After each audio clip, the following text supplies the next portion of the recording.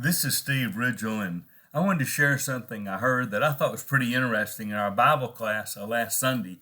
We do our Jesus Journey class at Hillcrest on Wednesday night, and we have a Seekers class on Sunday morning. And so Nathan, our preacher, usually teaches that, but I teach it some because he and I rotate through other adult classes some on occasion to talk about what God's doing here. So I was teaching the Seeker class Sunday. We were talking about Acts. We were talking about how at Pentecost, everybody got to hear when the apostles preached the good news of Jesus. Everyone heard it in their own language. And we were talking about how much God wants us to know about Jesus, to do a miracle like that so everybody could hear the good news of Jesus.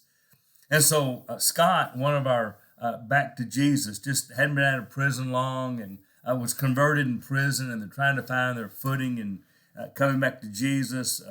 Came home, read a great statement, he and his wife, to our congregation when he came back, and he's really been active and faithful, and he and Sarah are just going to do great things in the kingdom. But he had a comment. He said, "Oh, that's kind of like here at Hillcrest today." And I thought, well, we're not speaking in tongues. Don't have a lot of people that need us to, because don't have a lot of people that don't speak English or at least Spanish, something. We don't have a multitude of languages, so I really wasn't sure what he meant. So I said, "So Scott, elaborate." And here's what he said, and I thought it was incredibly insightful.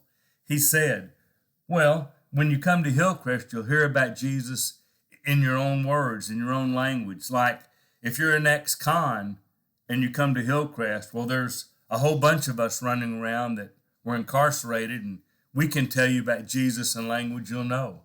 And if you're an alcoholic, there's a lot of recovering alcoholics here." And then our class just started talking about it. Well, if you're old, there are old people here that love Jesus and can talk your language.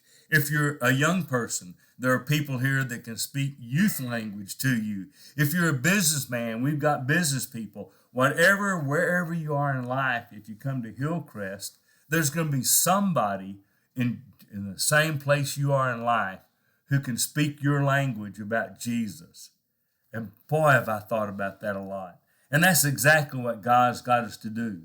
And of course, we went from there into the whole how God redeems our messed up lives.